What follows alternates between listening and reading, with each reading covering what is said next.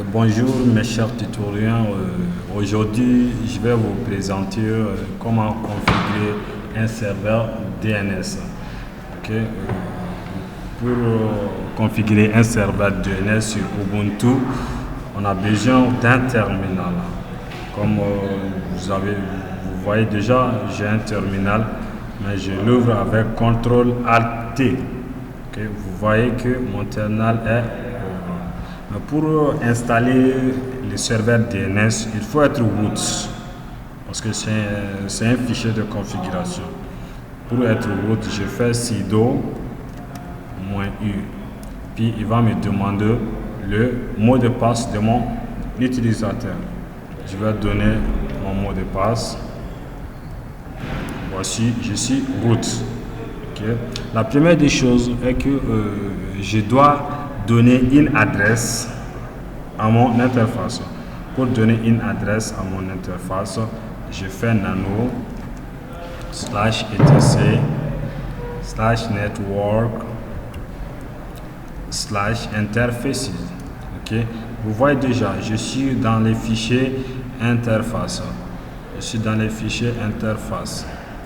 Je fais auto ETH0. ETH0 c'est mon interface. Ifs ETH0 init statique. Pour le moment c'est statique au lieu de dynamique. Je vais donner l'adresse de mon serveur. Adresse, je vais choisir une classe C 92 168.0.1, puis mon broadcast qui est broadcast qui est mon adresse de division 192.168.0.255. Ok, maintenant netmask, je peux donner mon netmask ici 255.255.0 comme c'est des classes C. Voici, je n'ai pas besoin de donner mon network, ok, c'est facultatif ici.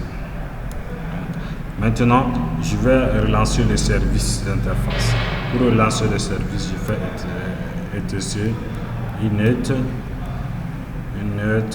networking restart. Vous voyez mon serveur en train de relancer. Maintenant c'est relancé. Je vais voir effectivement est-ce qu'il a pris mon adresse. Je fais ETH0, il fait ETH0. Vous voyez ici c'est mon adresse, l'adresse de que j'ai donné. Voici mon broadcast, adresse de division, et puis voici mon adresse de masque. Ok, mon adresse de masque. Maintenant, la deuxième étape que je dois faire, je dois aller dans les fichiers resolve.conf pour configurer mon domaine. Pour configurer le fichier resolve.conf, je fais nano /etc /resolve.conf. Voici, je suis dans les fichiers resolve.conf. Je vais déclarer mon name server. L'adresse dont j'ai donné au niveau de mon interface, c'est à ce niveau que je vais donner cette même adresse. C'est 192.168.0.1. Ok. Maintenant, mon domaine. Mon domaine va être world.com.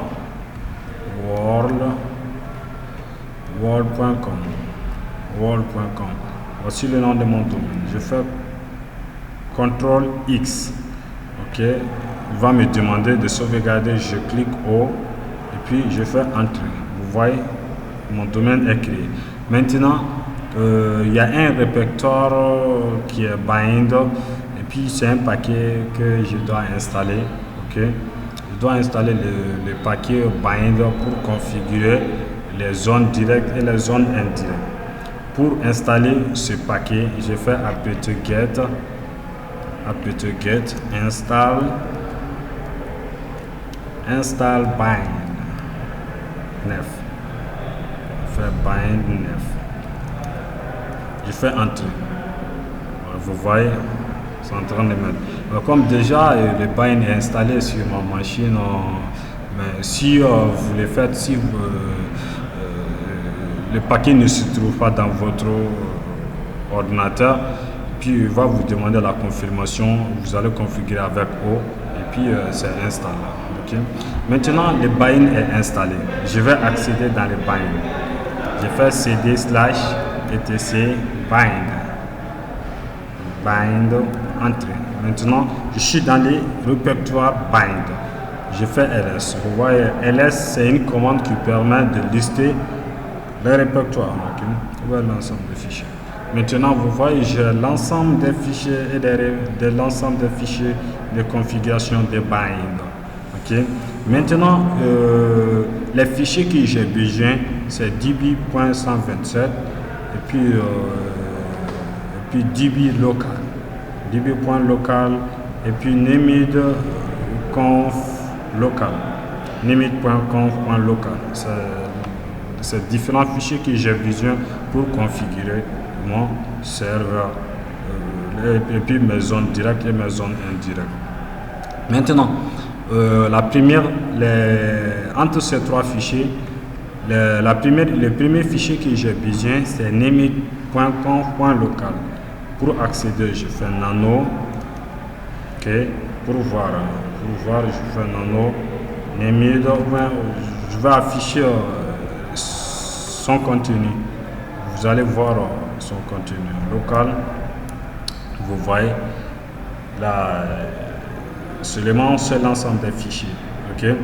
Maintenant, comme il y a un autre fichier qui son contenu est très intéressant dans les fichiers nemid.conf local, c'est le fichier nemid.conf.default zones. Okay. Maintenant, je vais afficher le contenu de ce fichier, vous allez voir. Pour afficher, j'ai une commande qui est nl -BA, ça permet d'afficher ce contenu et puis avec numérotation. Ok, avec numérotation, je fais nemid.conf.default zones. Ok, si j'accède, vous voyez, c'est de 1 jusqu'à 30, mais les fichiers que je vais, les lignes que je vais copier, c'est des lignes 10 à ligne 19. C'est ce niveau que je vais copier ces lignes dans le fichier nemid.conf.local. Okay? Pour copier ce fichier là, il y a une commande aussi qui est sed. Je vais copier ça, sed-1. Ça c'est 10. J'ai dit je vais copier 10e ligne et puis 10 à 19.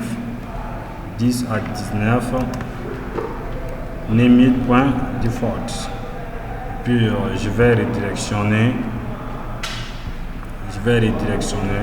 Ok. Maintenant nemid.local. Vous voyez, c'est copié. J'ai copié les 10e ligne jusqu'à 19e. Je vais accéder maintenant dans les fichiers nemid.conf.local. Je suis dans les fichiers nemid.conf.local. Maintenant, les domaines que j'ai rentré au niveau du result.conf, je vais rentrer ce domaine ici. Le nom du domaine c'est word.com. Word.com. Ici, c'est à ce niveau que je vais déclarer dans quel répertoire mon zone sera. Maintenant, je vais nommer le TP1. Dans TP1 sera comporté dans mon répertoire. Maintenant, je vais créer les fichiers, les zones directes. Je vais donner les noms des zones directes ici. Ici, ça c'est au niveau des zones directes. Ok. Bon, mais ici, c'est au niveau des zones indirectes. C'est à ce niveau que j'ai besoin des adresses des réseaux. J'ai besoin des adresses du réseau.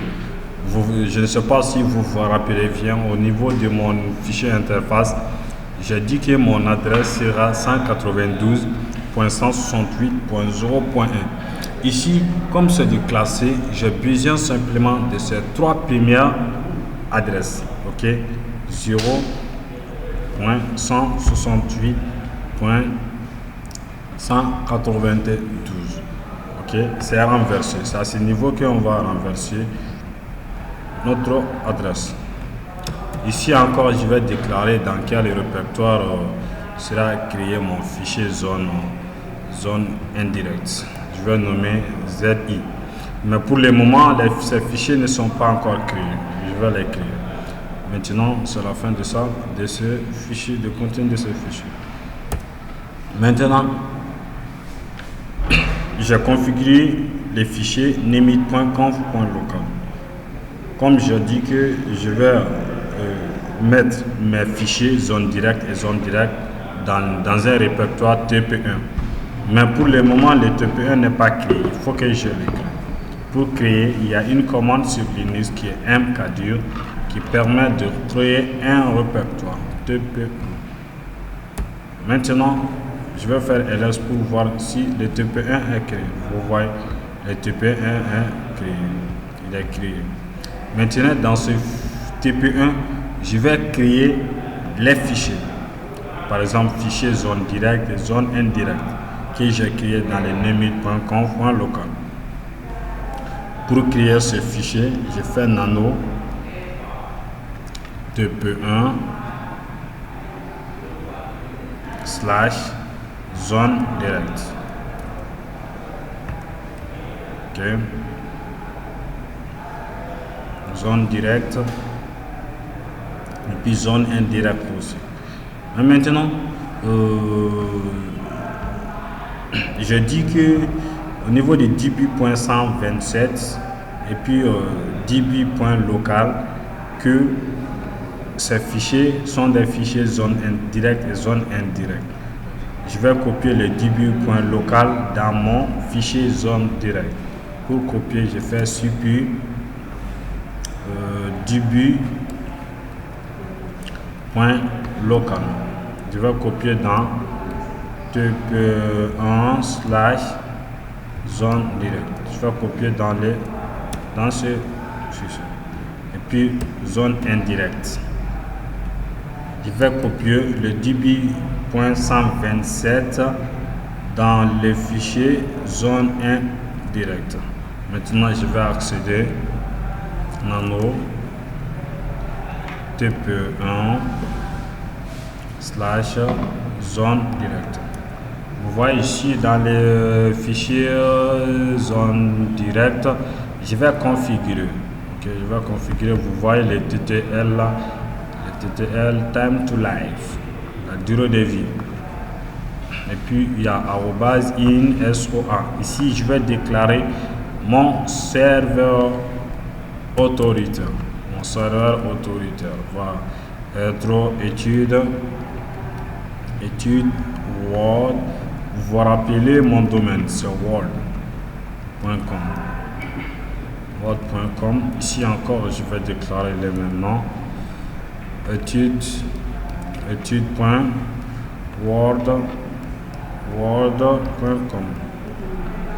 Et puis ici, je viens ici, je vais déclarer, il y a name server. Je vais donner le nom de mon serveur qui est étude